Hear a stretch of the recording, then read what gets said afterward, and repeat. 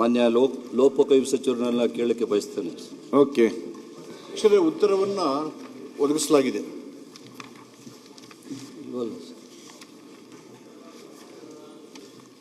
Mic on ಮಾಡಿ. ಮಾನ್ಯ ಅಧ್ಯಕ್ಷರೇ, ಉತ್ತರ ಒದಗಿಸಿದ್ದಾರೆ. 2017ರಲ್ಲಿ ಈ ಒಂದು ರಸ್ತೆಗೆ ಸರ್ಕಾರದ ಅನುಮೋದನೆ ಆಗಿರ್ತಕ್ಕಂಥದ್ದು. ಮಾನ್ಯ ಅಧ್ಯಕ್ಷೆ, 15/6/2019ರಲ್ಲಿ ಸುಮಾರು 7 ವರ್ಷಗಳು ಆಯಿತು ಅದು ಪ್ರಾರಂಭ ಆಗಿ.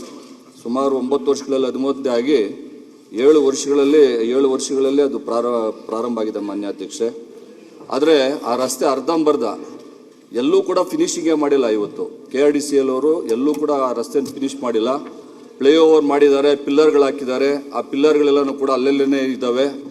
ಆಮೇಲೆ ರಸ್ತೆಯಲ್ಲಿ ಒಂದು ಕಿಲೋಮೀಟರ್ ರಸ್ತೆ ಮಾಡಿದ್ರೆ ಮತ್ತೆ ಇನ್ನೊಂದು 1 ಕಿಲೋಮೀಟರ್ ಪೆಂಡಿಂಗ್ ಇದೆ.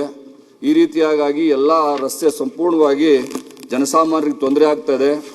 ಮತ್ತು ಆ ಪಿಲ್ಲರ್ಗಳಿತ್ತಿರ್ತಕ್ಕಂಥ ಭಾಗದಲ್ಲಿ ಯಾವಾಗಲೂ ಕೂಡ ಟ್ರಾಫಿಕ್ ಜಾಮ್ ಆಗ್ತಾ ಇದೆ. ಮಾನ್ಯ ಅಧ್ಯಕ್ಷರೇ, ಆ ಟ್ರಾಫಿಕ್ ಜಾಮ್ ಆಗಿ ಯಾವಾಗಲೂ ಕೂಡ ಆಕ್ಸಿಡೆಂಟ್ಸ್ ಆಗ್ತಾ ಇದ್ದಾವೆ.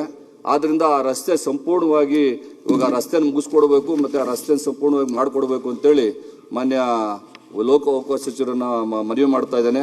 ಇವತ್ತು ನಮ್ಮ ಬಿದ್ರಗುಪ್ಪೆ ಕೆರೆ ಕಟ್ಟೆ ಮೇಲೆ ರಸ್ತೆ ಇವತ್ತು ಸಿಂಗಲ್ ರಸ್ತೆ ಇದೆ, ಅದು ಡಬಲ್ ರಸ್ತೆ ಆಗಬೇಕು. ಅದೇ ರೀತಿಯಾಗಿ ಆನೇಕಲ್ಲು ಕೆರೆ ಕಟ್ಟೆ ಮೇಲೆ ಕೂಡ ಸಿಂಗಲ್ ರಸ್ತೆ ಇದೆ, ಅದು ಕೂಡ ಡಬಲ್ ರಸ್ತೆ ಆಗಬೇಕು.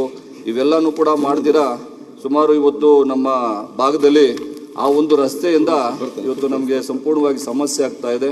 ಆದ್ದರಿಂದ ಮಾನ್ಯ ಸಚಿವರು ಅದಕ್ಕೆ ಉತ್ತರವನ್ನು ಕೊಟ್ಟು ಮತ್ತೆ ನಮ್ಮ ರಸ್ತೆ ಸಂಪೂರ್ಣವಾಗಿ ಮುಗಿಸ್ಕೊಡ್ಬೇಕು ಅಂತೇಳಿ ಮನವಿ ಮಾಡ್ತೇನೆ. ಮಾನ್ಯ ಅಧ್ಯಕ್ಷ, ಮಾನ್ಯ ಸಭಾಧ್ಯಕ್ಷರೇ, ಮಾನ್ಯ ಸದಸ್ಯರು ಕೇಳಿರ್ತಕ್ಕಂಥ ಪ್ರಶ್ನೆಗೆ ಉತ್ತರವನ್ನು ಒದಗಿಸಿದೆ. ಈಗ ಭೂಸ್ವಾಧೀನ ಪ್ರಕ್ರಿಯೆ ಇನ್ನೂ ಚಾಲ್ತಿಯಲ್ಲಿದೆ ಮತ್ತು ಇವತ್ತೇನು 2019ರಲ್ಲಿ ಪ್ರಾರಂಭವಾದಂಥ ರಸ್ತೆ ಸುಮಾರು 35 ಕಿಲೋಮೀಟರ್ ಉದ್ದದ ಹತ್ತಿಬೆಲೆ ಸರ್ಜಾಪುರ ವೈಟ್ಫೀಲ್ಡ್ ಮಾರ್ಗವಾಗಿ ಹೊಸಕೋಟೆ ಹೋಗ್ತಾ ಇದೆ. ಇದರಲ್ಲಿ ಭೂಸ್ವಾಧೀನ ಆಗಬೇಕು. ಕೆಲವು ಕಡೆ 6 ಪದ್ಧತಿ ಇದೆ, ಕೆಲವು 2 ಇದೆ, 4 ಇದೆ. ಹಂತವಾಗಿ ಅದನ್ನು ಅಭಿವೃದ್ಧಿ ಮಾಡಲಿಕ್ಕೆ ನಾವು ಭೂಸ್ವಾಧೀನ ಪ್ರಕ್ರಿಯೆಯನ್ನು ಪೂರ್ಣಗೊಳಿಸಿ ಅಗತ್ಯ ಇರತಕ್ಕಂಥ ಕಾಮಗಾರಿಗಳನ್ನು ಮಾಡಲಿಕ್ಕೆ ಪ್ರಯತ್ನ ಮಾಡ್ತೇವೆ. ಸುಮಾರು 150 ಕಿಲೋಮೀಟರ್ ರಸ್ತೆ ನಿರ್ಮಾಣ ಕಾಮಗಾರಿಯನ್ನು ಇದು 2009ರಲ್ಲಿ SSDP ಕೆಳಗಡೆ ಮಾಡಲಿಕ್ಕೆ ಒಂದು ಕರ್ನಾಟಕ ರಾಜ್ಯ ಅಭಿವೃದ್ಧಿ ನಿಗಮದ ವತಿಯಿಂದ ಅನುಷ್ಠಾನಗೊಳಿಸಲಾಗ್ತಿದೆ. ಮತ್ತು ಈ ಭೂಸ್ವಾಧೀನ ಪ್ರಕ್ರಿಯೆ ಆದಮೇಲೆ ಅದನ್ನೆಲ್ಲ ನೋಡಿ ಪರಿಶೀಲನೆ ಮಾಡಿ ಕ್ರಮವನ್ನು ಕೈಗೊಳ್ತೇವೆ. ಮಾನ್ಯ ಅಧ್ಯಕ್ಷರೇ, 7 ವರ್ಷ ಮಾನ್ಯ ಅಧ್ಯಕ್ಷ ಅದು ಪ್ರಾರಂಭ ಆಗಿ ರಸ್ತೆ ಆಗಿರೋದು. ಅನುಮೋದನೆ ಆಗಿರೋದು 2017ರಲ್ಲಿ. 2019ರಲ್ಲಿ ಅದು ಪ್ರಾರಂಭ ಆಗಿರ್ತಕ್ಕಂಥದ್ದು. 7 ವರ್ಷ ಅಂತ ಹೇಳಿದ್ರೆ ಎಷ್ಟು ವರ್ಷ ಅಂತ ಕಾಯೋದು ಮಾನ್ಯ ಅಧ್ಯಕ್ಷರೇ?